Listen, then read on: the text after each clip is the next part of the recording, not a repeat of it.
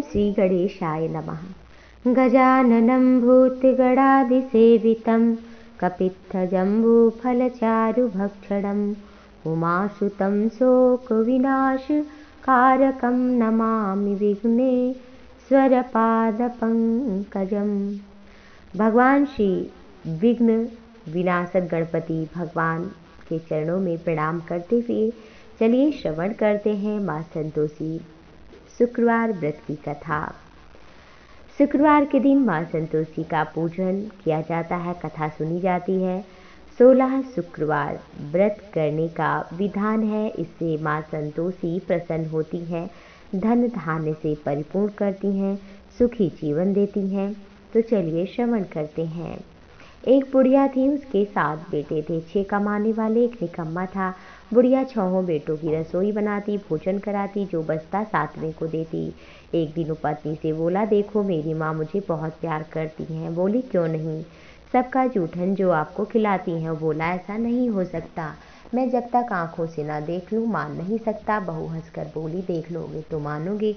कुछ दिन बाद त्योहार आया। घर में 7 प्रकार के भोजन, चूरमे के लड्डू इत्यादि बने। वह देखने के लिए सिर दुखने का बहाना कर पतला कपड़ा ओढ़कर रसोई में सो गया। वह कपड़े में से सब देखता रहा।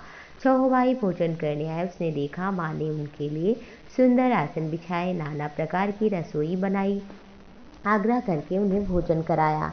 वो देखता रहा। सब उठ कर गए। तब माँ ने जूठी थाली में से लड्डुओं के टुकड़ों को उठाकर एक लड्डू बनाया। जूठन साफ कर बुढ़िया माँ ने उसे पुकारा, बेटा 6 भाई भोजन करके गए, अब तू ही बाकी है, अब तू कब भोजन करेगा। वह बोला, माँ मुझे भोजन नहीं करना, भूख नहीं है, परदेश जा रहा हूँ। माँ ने कहा कि कल जाना हो तो आज जाओ। बोला, हाँ माँ जा रहा हूँ। प्रणाम करके निकल पड़ा। चलते समय पत्नी की याद आई। पत्नी गौशाला में उपले बना रही थी। जाकर बोला, हम जावे परदेश को आएंगे कछुकाल, तुम रहियो धर्म संतोष से, धर्म आपनो पाल। बोली, जाओ पिया आनंद से, हमारो सोच हटाए, राम भरोसे हम रहें, ईश्वर तुम्हें सहाय। 2 निशानी आपनी देख धरू में धीर, सुधी हमारी ना विसारियो, रखियो मन गंभीर। वह बोला, मेरे पास तो कुछ नहीं है, अंगूठी है सो ले लो, अपनी कुछ निशानी मुझे दे दो। वह बोली, मेरे पास तो ये गोबर भरा हाथ है। ऐसा कहकर पीठ पर थाप बना दी। वह चल पड़ा, दूर देश पहुंचा। साहूकार की दुकान पर जाकर नौकरी मांगी।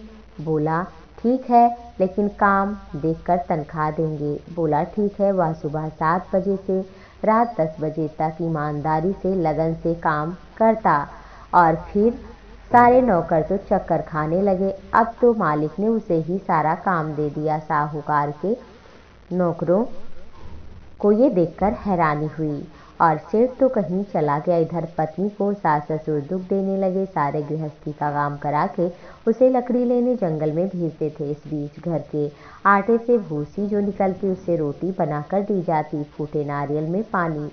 एक दिन वह लकड़ी लेने जा रही तो रास्ते में स्त्रियां दिखाई दी। वो व्रत पूजन कर रही थी। वह खड़ी होकर कथा सुनने लगी। पूछा कि तुम किसका व्रत कर रही हो, इसके करने से क्या होता है, तुम इस व्रत का विधान मुझसे कहो तो मैं बड़ा एहसान मानूंगी। उनमें से एक स्त्री बोली, ये संतोषी माँ का व्रत है, इसके करने से निर्धनता दरिद्रता का नाश होता है, कामनाएं पूर्ण होती हैं, माँ की कृपा मिलती है। तो उसने विधि पूछी। वह स्त्री बोली, 1.25 आने का गुड़ चना लेना, इच्छा हो तो 5.25 आने का, जो भी हो श्रद्धा भक्ति भाव से बिना परेशानी के लेना। प्रत्येक शुक्रवार को निराहार रहकर व्रत करना, क्रम न टूटे। कोई सुनने वाला न मिले तो घी का दीपक जला करके स्वयं ही कथा कहना सुनना चाहिए। कार्य सिद्ध होने पर व्रत का उद्यापन करना चाहिए। 3 मास में माँ पूरा फल देती हैं। किसी के ग्रह खोटे हों तो भी वर्ष भर में कार्य सिद्ध करती हैं। सिद्ध होने पर उद्यापन करना चाहिए। फिर उद्यापन में 2.5 सेर आटे तथा इसी तरह खीर, चने का साग, 8 लड़कों को या अपने घर के या ब्राह्मण को, रिश्तेदारों को बुलाना चाहिए। फिर भोजन करा के और उन्हें दक्षिणा देना चाहिए। खटाई बिल्कुल नहीं डालना चाहिए, ना खुद खाएं ना किसी को दें।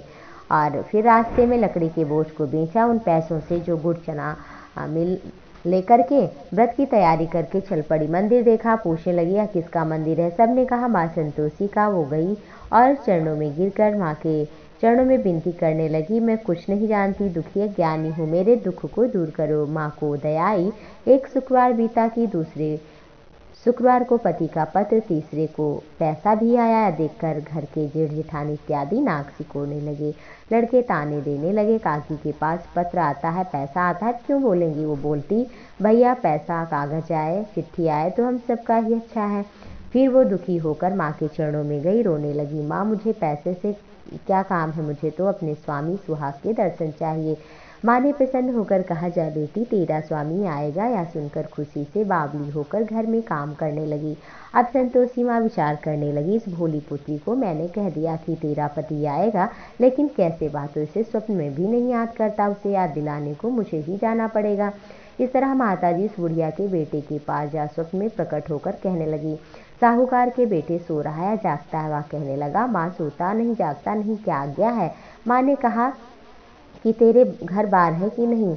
अरे तेरी पत्नी तुझे याद करती घोर कष्ट उठा रही है, तू जाओ। बोला, माँ क्या करूँ, कोई रास्ता नहीं है। और माँ ने कहा कि तू मेरी बात मान, सुबह उठकर नहा धोकर संतोषी माँ का नाम ले, घी का दीपक जला, प्रणाम कर दुकान पर बैठना, तेरा सब काम हो जाएगा। देखते देखते सारा लेन देन चुकता हुआ माल बिकेगा। और फिर एक बूढ़े को सुबह उठकर बात बताई। कुछ लोगों ने तो हंसी की, लेकिन बूढ़े ने कहा, ऐसा करने में क्या जाता है, और उसने वैसा ही किया। उसका सारा सामान बिक गया। फिर वो घर के लिए रवाना हुआ, सामान इत्यादि लेकर। उधर उसकी पत्नी जंगल में लकड़ी लेने को जाती, लौटते समय माँ के मंदिर में विश्राम करती। तो उसके प्रतिदिन का नियम था ये। एक दिन धूल उड़ती दिखाई दे रही थी। माँ ने पूछा, कैसी धूल है? माँ ने कहा, तेरा पति आ रहा है, तू लकड़ियों के 3 बोझ बना, एक नदी के किनारे, दूसरा मेरे मंदिर और तीसरा अपने सिर पर रख। तेरे पति को गट्ठर देख करके मोह पैदा होगा, रुकेगा, नाश्ता पानी बना खा पी करके जब वो जाएगा तब तू देखती रहना, पीछे से तू भी जाना और गट्ठर चौक में डालकर जोर से आवाज़ देना, सासू माँ लकड़ियों का गट्ठर ले लो, मुझे भूसे की रोटी दे दो, नारियल में पानी दे दो, क्या कोई घर में मेहमान आया है? और उसने ऐसा ही किया। और उसके बाद में बाहर निकल कर के आवाज़ सुनकर आया, और जब हाथ में अंगूठी देखा तो वो व्याकुल हो गया और कहा, माँ से, ये कौन है? माँ ने कहा, तेरी पत्नी, जब से तू गया है ये गांव में भटकती है, घर का काम काज कुछ नहीं करती, 4 पहर खाती है। वो बोला, ठीक है, मैंने इसे देखा और आपको भी, अब मुझे ऊपर के कमरे की चाबी दो, वहीं रहूँगा। माँ ने कहा, ले, जैसी तेरी मर्जी। तीसरी मंजिल पर जाकर कमरा खोल करके राजा के जैसा सामान सजा कर रहने लगा। इतने में शुक्रवार आ गया और फिर उसने कहा, मुझे उद्यापन करना है। उसने कहा कि ठीक है। जेठानी के लड़कों को भोजन के लिए कहा। वो उसकी माँ ने सिखा दिया जेठानी ने कि तुम भोजन करना और फिर खटाई मांगना। उसने ऐसे ही किया। उसने कहा, हम नहीं देंगे, तो पैसा मांग लिया और उसी पैसे से लाकर खट्टा खाने लगे। बेचारी कुछ जानती नहीं थी और इधर माँ कोप करने लगी, क्रोधित हो गई, जिससे उसके पति को दूध पकड़ कर ले गए। और फिर वो मंदिर में गई, माँ से क्षमा याचना किया कि माँ, मुझसे भूल हो गई, मैं दोबारा फिर से उद्यापन करूँगी। और जिसके कारण माँ प्रसन्न हुई और बोले कि अब गलती नहीं करना। वो दोबारा जब रास्ते में निकल के जा रही थी तो पति मिला, चलो हम घर चलते हैं। और फिर उसने दूसरे शुक्रवार को कहा कि मुझे माँ का उद्यापन करना है। पति ने कहा कि ठीक है। जेठानी के लड़के को कहने गई, उसने सिखाया खटाई मांगना और बच्चे आए, खटाई मांगने लगे, बोली खटाई नहीं मिलेगी, वो सब चले गए। फिर उसने ब्राह्मण के लड़कों को भोजन कराया और यथाशक्ति उन्हें वस्त्र इत्यादि भी भेंट किया। जो भी था इससे माँ प्रसन्न हुई। माँ की कृपा से 9वें मास में सुंदर चंद्रमा के समान पुत्र हुआ। पुत्र को पाकर वो बड़ी प्रसन्न हुई। माँ के मंदिर जाती रही। एक दिन माँ ने सोचा, ये दर्शन को मेरे रोज आती है, एक दिन मैं भी जाऊंगी। एक दिन माँ ने विचार करके भयानक रूप, गुड़ चने से सना मुंह और ऊपर सूंड के समान होठ बना लिया। उस पर मक्खियाँ भिनभिना रही थी। देहली पर पैर रखते ही सास चिल्लाने लगी, देखो कोई चुड़ैल डाकनी चली आ रही है, लड़कों इसे भगाओ, नहीं तो ये किसी को खा जाएगी। लड़के भागने लगे, चिल्लाकर खिड़की बंद करने लगे। बहू रोशनदान से देख रही थी, प्रसन्नता से पागल होकर चिल्लाने लगी, आज मेरी माँ मेरे घर पर आई है, बच्चे को दूध पीने से हटाती। इतने में सास क्रोधित हो गई, बोली कि देखो बच्चे को ही हटा रही है। इतने में माँ के प्रताप से लड़के ही लड़के नजर आए। वो बोली, माँ मैं जिनका व्रत करती हूँ संतोषी माँ है। सबने संतोषी माँ के चरण पकड़े, विनती करने लगे, हे माँ, हम मूर्ख अज्ञानी हैं, तुम्हारे व्रत विधि को नहीं जानते, व्रत भंग कर हमने बहुत बड़ा अपराध किया है, जगमाता आप हमारा अपराध क्षमा करो। इस प्रकार माता प्रसन्न हुई, बहू को प्रसन्न हो, जैसा फल दिया वैसा सबको फल दें, सभी का मनोरथ पूर्ण करें। इस तरह से जो भी माँ संतोषी का व्रत करते हैं, माँ के प्रति श्रद्धा रखते हैं, माँ उनकी कामनाओं को निश्चित ही पूर्ण करते हैं। इस दिन प्रातःकाल उठ करके प्रसन्नतापूर्वक श्रद्धा भक्ति भाव से विचारों को पवित्र तथा नियम संयम के साथ में इस व्रत को करना चाहिए। गाय को प्रसाद रूप में चना गुड़ केला इत्यादि भी खिलाना चाहिए और व्रत में चने गुड़ का प्रसाद भोग अवश्य लगाना चाहिए। 16 शुक्रवार करना चाहिए, विधि विधान से फिर उद्यापन भी करना चाहिए।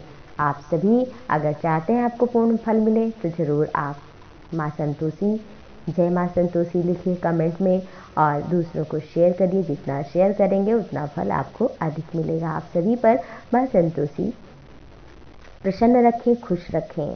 जितने आपकी कामनाएं हैं जितनी वो सभी